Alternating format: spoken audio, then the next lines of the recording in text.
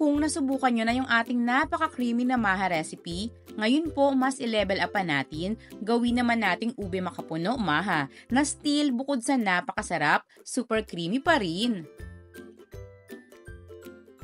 Ibang version naman po yung ipapakita ko sa inyo ngayon. Katulad nga po nung sinabi ko sa inyo noong nakaraan, pwede naman pong paghalu-haluin na po natin lahat po ng ating mga sangkap.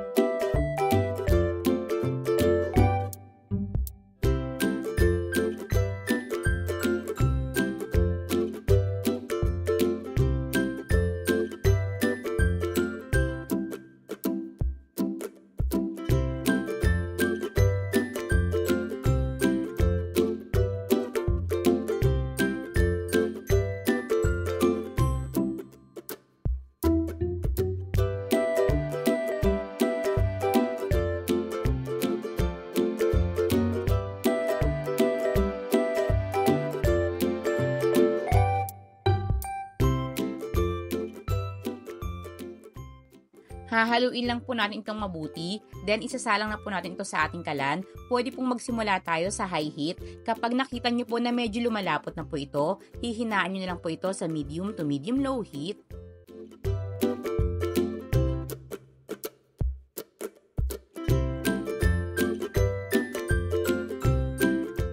Kapag ganito na po yung consistency at kumukulo na rin po ito, patayin na po yung apoy sa ating kalan, then mabilisan po natin itong isalin sa ating pong mga lalagyan.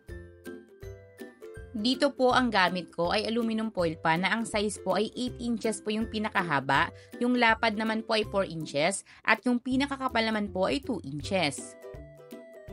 Sa mga gusto rin po ng ganitong lalagyan, ilalagay ko na lang po yung link ng akin pong pinagbilhan. Sa pinaka-toppings, pwede po kayo rito maglagay ng latik o ng grated cheese. Pinagawa ko lang rin po online yung sticker po na gamit ko rito. Lalagay ko na lang din po yung link.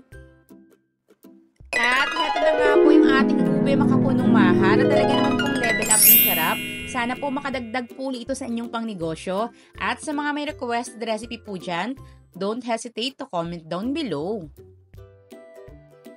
Hanggang sa muli po nating pangnegosyo recipe!